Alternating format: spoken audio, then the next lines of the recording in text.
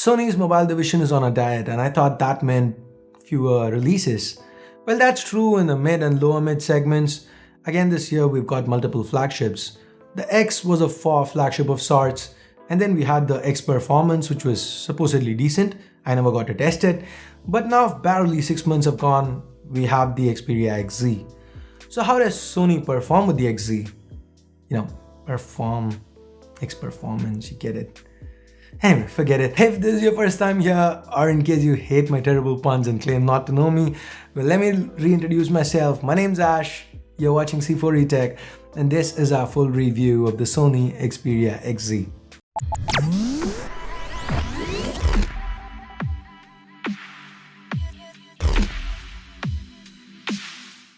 So let's start with the design. With the XZ, Sony's gone with something they call the loop design.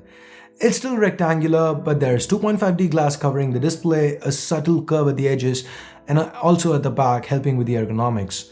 Talking about the back, we've got an almost all-metal back, barring the little bottom plastic.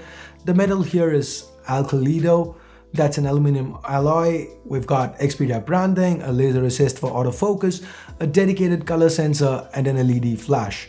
On top, there's a 23 megapixel shooter. To the front, we've got a notification LED, and since the back's all metal, the NFC chip's been moved here. We then have a 13 megapixel camera, a earpiece that doubles as a speaker, Sony branding, and the sensors. That's followed by a 5.2-inch display, and the second speaker resides at the bottom. Now, despite having stereo speakers, the Xperia XZ doesn't get quite loud as the competition. Don't get me wrong, the quality of the audio itself is quite good, but it's the levels that I find lacking. Talking about audio, the audio via the 3.5mm headphone jack, that's found up top along with the secondary noise cancelling microphone.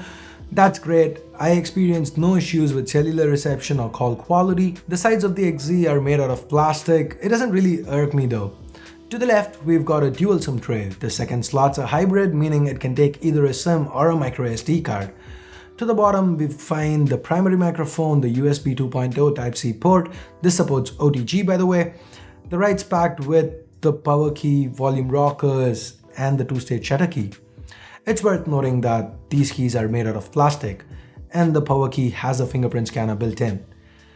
This scanner kind of gets the job done. It feels slower than most active scanners because it is a passive scanner and the power button needs to be pressed for it to scan your finger, but it's usually accurate. Like I said, it gets the job done. The XZ has an IP68 water and dust resistance rating and is 8.1mm thick while weighing in at around 160 grams. It feels light in hand, not too large. I could use it single-handed most times. I feel Sony could have made the top and bottom bezels a little smaller. I know, stereo speakers and all, but still, I kind of feel they could have gone a little smaller. That said, I still like the design. The phone's quite ergonomic. The display here is a 5.2-inch IPS LCD with a Full HD resolution, meaning a pixel density of 424 pixels per inch. It's covered by Gorilla Glass and is reasonably sharp, has decent viewing angles, is quite bright so as to not pose issues outdoors. The colors though are a little on the cooler side of the spectrum. If you are unhappy, Sony does let you fiddle around with the white balance, but I could never get it how I wanted it to be. So anyway, your mileage may vary. Underneath the hood, the XZ is powered by the Snapdragon 820 chip, has 64 gigs of onboard storage and 3 gigs of RAM. That kind of feels inadequate for a full-priced flagship from a top manufacturer towards the end of 2016. Anyway, all this is backed up by a 2900 mAh battery. The XZ performed well with benchmarks and with real-time intense usage scenarios like gaming. It had no issues running anything we threw at it. The battery life was also quite good.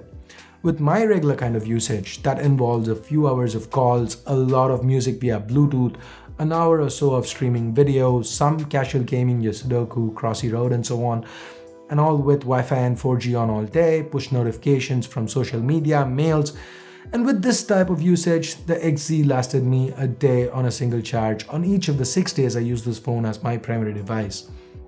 It's also worth noting that it has a stamina mode and an ultra stamina mode. Let's put a pin on that and get back to it in a bit. Now circling all the way back to the two-stage shutter key, this is something I love. Pressing and holding it causes the XZ to launch the camera even from sleep. Half press to focus, press it all the way down to shoot. Nice. The volume keys double for zoom.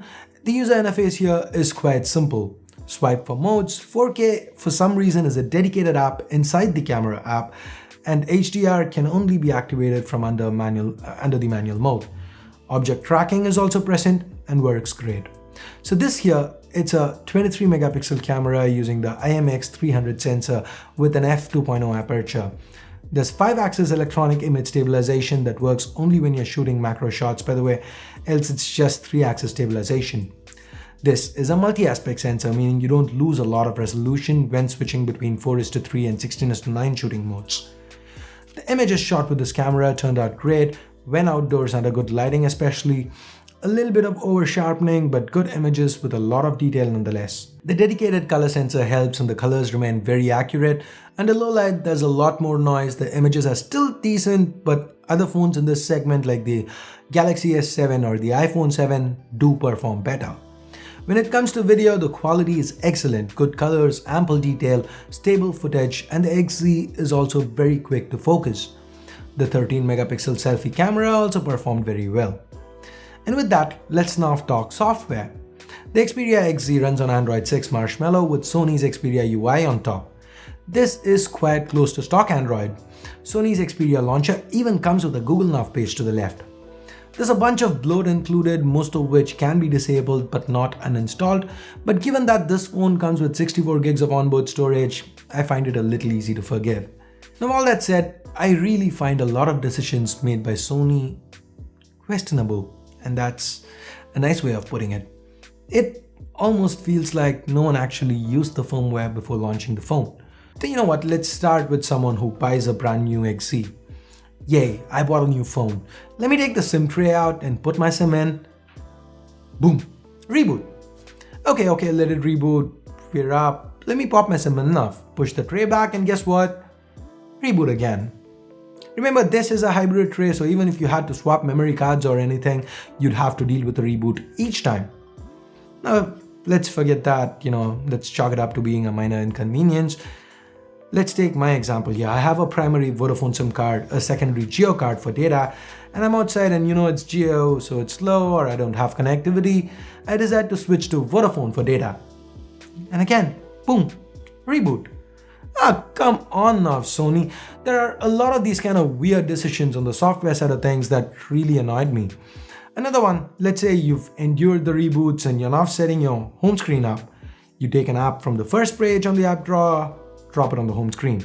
Now if you go to the second page, drop another app on the home screen, and you tap the app drawer again, you're back to page 1 every time you need to scroll. Okay, again, that's a minor niggle, just set up. So you go out with your flashy new XZ, you're stuck in traffic, you're stuck in a queue waiting to change your notes, you're running out of battery, whatever. And let's say you're down to 4% battery. You think, man, I saw C4X review. They mentioned that it has an ultra stamina mode. Ultra stamina. Yeah, let's try that. Boom. Again, you cannot activate ultra stamina mode under 5%. Why, Sony? Why? Why would anybody use an ultra stamina mode that restricts apps you use unless they were desperate? And it doesn't get any more desperate than less than 5% battery, right? And it's just weird. And the other annoyances, we've already talked about them, like 4K being a separate option and the fact that you can't enable HDR outside of the manual mode.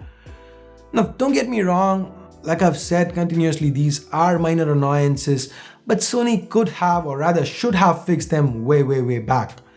In the past, when Samsung had heavy laggy TouchWiz on the Galaxy S5 or something, or at a time where Xiaomi or OnePlus did not exist in India, when every flagship did not have water resistance, at a time like that, these kind of minor annoyances could have been ignored.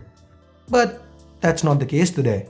Looking at the bigger picture, the Galaxy S7 sells for 40,000 rupees, the OnePlus 3 for 28,000 rupees, both much cheaper than the Xperia XZ. The XZ is good, but Sony needed it to be better than good, probably exceptional even, to be able to justify their asking price of 49,000 rupees. Without any standout features, I'm gonna have to say, unless you're a staunch Sony fan with a ton of patience, you'd be better off with a different phone. But if you desperately want and need a Sony flagship, do keep in mind that Sony's on a 6-month release cycle and the XZ will be replaced faster than any other flagship, most other flagships. But if you still want it, there's nothing particularly bad about this phone. Most of what Sony promises, Sony delivers. It's fast, fluid, apps open up quick. Despite just 3 gigs of RAM, the memory management is good and the camera is quite promising, but the competition just provides better value. So that's it for my 2 cents on the Xperia XZ. What do you think about my take on this? Let me know in the comments below. If you do want to pick one up, I'll leave my affiliate links in the description below. Use them if you do want to help the channel out. And I guess that's it. If you did like this video, if you hated it, and if you want more videos like this, hit that subscribe button. That's it for now. Thanks a lot for watching. Till next time, this is Ash here from C4E Tech signing off. You guys have a great day. Bye-bye now.